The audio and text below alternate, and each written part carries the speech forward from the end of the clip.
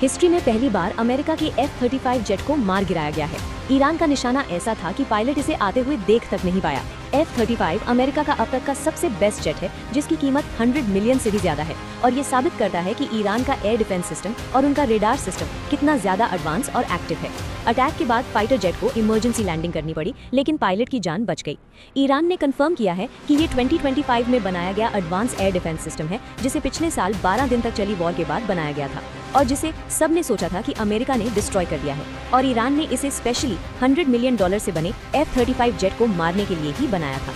Iran दुनिया का ऐसा पहला देश बन गया जिसने F-35 जेट को अपने एडवांस एयर डिफेंस सिस्टम से निशाना बनाया।